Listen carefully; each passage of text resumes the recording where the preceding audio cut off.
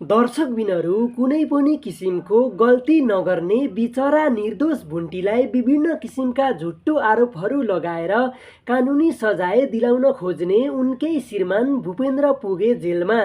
पछिल्लो समयमा भुन्टीको श्रीमान भूपेन्द्रले भने जेलको हावा खाने भएका छन्।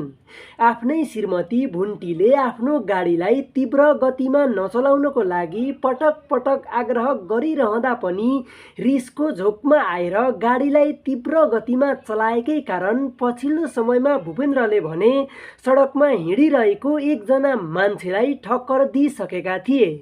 पछिल्लो समयमा सोही व्यक्तिका परिवारका सदस्यहरूले भूपेन्द्रको घरमा ज्यान माराको आरोप लगाउँदै आइपुगेका छन्।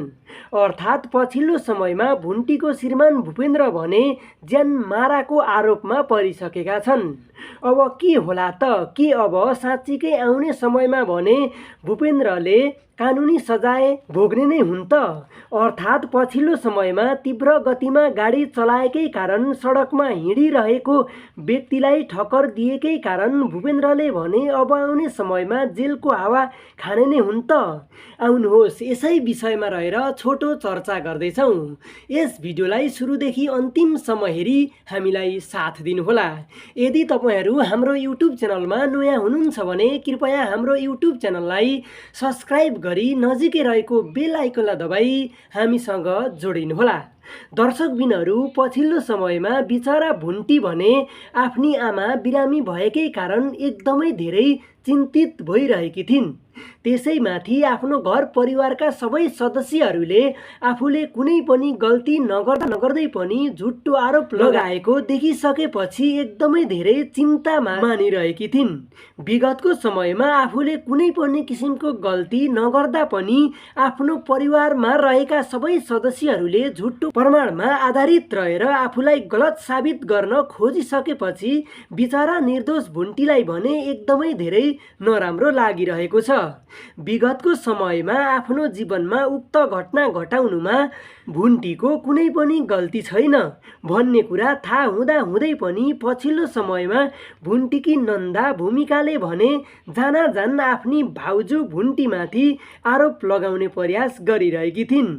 विगतको समयमा भूमिकाको जीवनमा उक्त घटना घट्नुमा सबैभन्दा ठुलो गल्ती भूमिकाको नै थियो।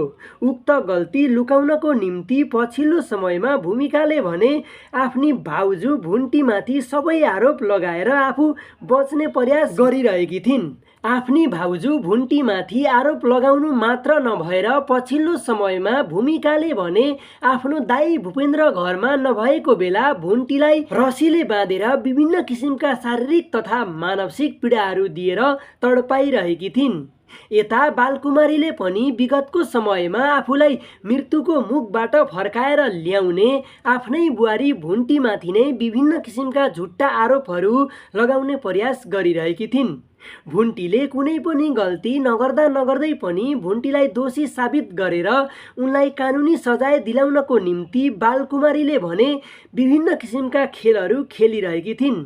आफ्नी बुहारीमाथि बालकुमारी अन्याय गरेको देखिसकेपछि बालकुमारीको श्रीमानले भने पछिल्लो समयमा उनलाई नराम्रोसँग कुटपिट गरिरहेका थिए। आदरणीय दर्शकबिनहरू आजको भिडियो यति नै। यस विषयमा रहेर के भन्न चाहनुहुन्छ तल कमेन्ट बक्समा गई आफ्ना जिज्ञासा राय सल्लाह सुझावहरू राख्न नबिर्सनुहोला भन्दै यस भिडियोबाट छुटिन चाहन्छु। हजुरहरूको बाँकी पल बाँकी समय शुभ भएर बितोस्। हस्त नमस्कार। जय नेपाल जय नेपाली।